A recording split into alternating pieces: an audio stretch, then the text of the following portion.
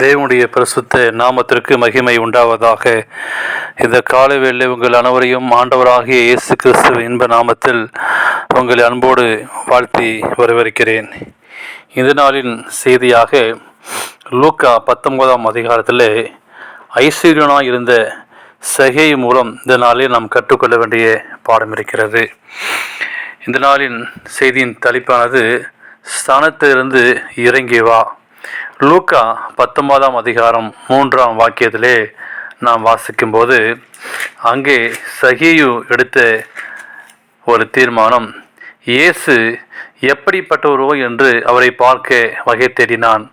அவன் குள்ளமானபடியால் ஜனக்கூடத்திலே அவரை காணக்கூடாமல் அவர் போகும் வழியிலே முன்னாக ஓடி அவரை பார்க்கும்படி ஒரு காட்டு மரத்திலே ஏறினான். மிகவும் ஒரு அற்புதமான ஒரு வசனம். இந்த நாளின் நம்முடைய காலை தியானத்திற்காக எடுத்துக்கொண்ட ஒரு சத்தியமானது சகேயு எடுத்துக்கொண்ட ஒரு தீர்மானம். அன்று அந்த சகேயு செய்த ஒரு காரியம் எல்லோருக்கும் தெரிந்த ஒரு காரியம். முதலாவது, இந்த நாளிலே இயேசு எப்படிப்பட்டவரோ என்று அவரை பார்க்க வகை தேடினான். இந்த சகேயு எப்படிப்பட்டவன் என்று நான் பார்க்கும்போது அவன் ஒரு ஆயக்காரன் தலைவனாக இருந்தான். அவருடைய தொழில் என்று பார்க்கும்போது வரி வசூல் செய்யக்கூடிய ஒரு தொழில். ஆனாலும் அவன் பணக்காரனாக இருந்தான்.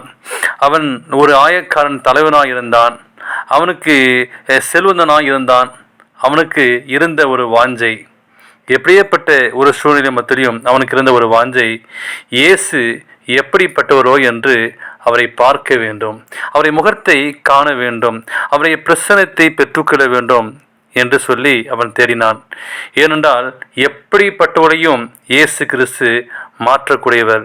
இந்த நாளிலே நீங்கள் எந்த சூழ்நிலை இருந்தாலும் சரி, இயேசுவை நீங்கள் காண வேண்டும். தேவனுக்கு பிரியமான பிள்ளைகளே, ஏனென்றால் 2 நாளாகமும் 15ஆம் அதிகாரம் 2ஆம் வாக்கியத்திலே நான் வாசிக்கும்போது, கேளுங்கள், நீங்கள் கர்த்தருடன் இருந்தால் அவர் உங்களோடு இருப்பார், நீங்கள் அவரை தேடினார் அவர் உங்களுக்கு வெளிப்படுவார், அவரை விட்டார்கள் அவரை உங்களை விட்டு விடுவார் என்று சொல்லி நாம் வாசிக்கிறோம். அப்படிதான் இங்கே சகேயு இயேசு கிறிஸ்து எப்படிப்பட்டவரோ என்று அங்கே தேடினான். இந்த காலையிலே நீங்கள் இயேசுவை தேட வேண்டும்.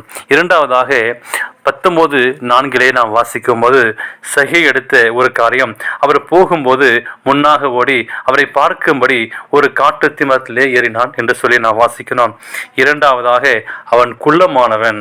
ஆனால் இரண்டாவதாக நாம் கற்றுக்கொள்ள வேண்டிய ஒரு பாடம், முதலாவது பாடம் இயேசு எப்படிப்பட்டவரோ, இரண்டாவதாக அவன் பிரயாசப்பட்டான், காட்டு மரத்திலே ஏறினான். குள்ளமாக இருக்கிறோம் என்று சொல்லி, ஆனால் அதனால் அந்த குள்ளமான ஒரு காரியம் அவனுடைய வாழ்க்கையிலே முன்னேற்றம் செய்தது. அவன் மரத்திலே ஏறியாவது அவரை பார்க்க வேண்டுமே என்று சொல்லி பிரயாசப்படுவான். எதுவுமே நம்மளை தேடி வராது. இதை பார்த்து அருமையான பிள்ளைகளே, நீங்கள் பிரயாச வேண்டும். சகேயை போல இயேசுவை எதாவது ஒரு பிரயாசப்பட வேண்டும். ஜெபத்திலாவது, ஆலய வாஞ்சலாவது, இல்லை உங்கள் பிரயாசம் என்ன என்று நீங்கள் எடுத்து பாருங்கள். சகி எடுத்த பிரயாசம் வெற்றி கண்டது. இயேசுவை அவனுக்கு காண வேண்டும் என்று சொல்லி மரத்திலே ஏறியாவது அவரை பார்க்க வேண்டும் சொல்லி அவன் பிரயாசப்பட்டான். ஆம், தேவனுக்கு பிரியமான பிள்ளைகளே, அவன் அங்கே மரத்திலே ஏறி இயேசுவை பார்த்தான். அவருடைய ஒரு வாஞ்சை, அவருடைய முகத்தை பார்க்க வேண்டும், அவர் எப்படிப்பட்டவரோ என்று சொல்லி காண வேண்டும் என்று பிரயாசப்பட்டான். அதனால் அவன் பார்த்தான். பார்த்த நிமித்தமாகவே அவனுக்கு கிடைச்ச ஒரு பெரிய ஒரு ஆசீர்வாதம். அந்த இயேசுவை பார்த்தான். அதே இயேசு அவனை தேடி வருகிறார். 5ஆம் வாக்கியம், இயேசு அந்த இடத்தில் வந்த பொழுது பாருங்க. மூன்றாவதாக அந்த சகையை கிடைத்த ஒரு ஆசீர்வாதம், அவன் பிரயாசப்பட்டான், அவன் எப்படிப்பட்டோ என்று தேடினான், மரத்தில் ஏறினான். ஆனால் அந்த இடத்துல இயேசு கிறிஸ்து வந்து அண்ணாந்து பார்த்து அவனை கண்டு, சகைவே நீ சீக்கிரமாய் இறங்கி வா என்று சொன்னார். ஆம், தேவனுக்கு பிரியமான பிள்ளைகளே, இன்னைக்கு நீங்கள் நானும் எடுக்கிற முயற்சி எப்படி இருக்கிறது? சகை எடுத்த முயற்சி நிமித்தமாக இயேசுவை அவன் கண்டான்.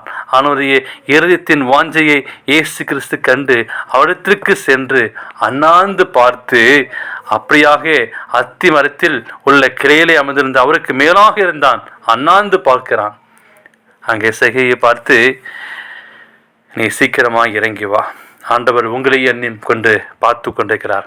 நீங்கள் நானும் நம்முடைய ஸ்தானத்திலேயே இருக்கிறோம், நம்முடைய பதவியிலேயே இருக்கிறோம், நம்முடைய பணத்திலேயே புகழிலே நாம் இருக்கிறோம். இன்றைக்கு இயேசு கிறிஸ்து காலை வேளையிலே உங்களுக்கு இவனை கொடுக்கின்ற காரியம், நீ இறங்கி வா.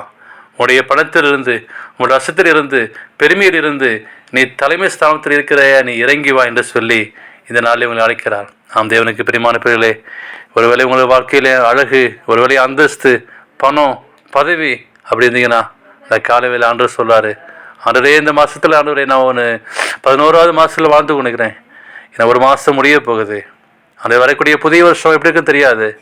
ஆனால் சகையிட்டு கிட்ட வந்து அவன் பெரிய பணக்காரனா இருந்தான், செல்வந்தனா இருந்தான், டேக்ஸ் கலெக்டராக இருந்தான், பணம் வந்துச்சு, பதவி வந்துச்சு, நீ எல்லாத்தையும் இறங்கி வா அப்படின்னு பேசினார். உடனே அவன் சீக்கிரமாக இறங்கி சந்தோஷமாய் அவரை அழைத்து கொண்டு போனான். இந்த காலவேளை அந்த இயேசு கிறிஸ்துவை உங்கள் வீட்டுக்கு அழைத்து போங்க. அந்த இயேசு கிறிஸ்து உங்கள் வீட்டுக்கு வந்து எப்படி சகையவே இந்த வீட்டுக்கு ரட்சிப்பு வந்து சொன்னாரோ அப்படியாக இதை பார்த்து கொடுங்கிற வாழ்க்கையில் ஆண்டவர் அந்த ரட்சிப்பை, அந்த சமாதானத்தை உங்களுக்கு கொடுப்பாராக. நீங்களும் நானுமாக ஆண்டவர் சமூகத்திலே அவரை பார்க்க பிரயாசப்படுவோம். அவரை பார்க்க அத்திமரத்தில் ஏறினது போல நீங்கள் ஆலயத்துக்கு போங்க. அந்த சமூகத்தில் எப்படியேப்பட்ட நீங்கள் பதவி இருந்தாலும் சரி, அவையெல்லாம் அழிய போகுது. இயேசுவிட்ட எல்லாத்தையும் விட்டு கொடுத்தான். இயேசுவே நீங்கள் வாங்கன்னு சொல்லி பின்னால் சென்றான். அப்படியேப்பட்ட ஆசீர்வாதத்தை நீங்கள் பெற்றுக்கொள்ளுங்கள். தேவன் தாமே உங்களை ஆசீர்வதிப்பாராக. ஆமேன்.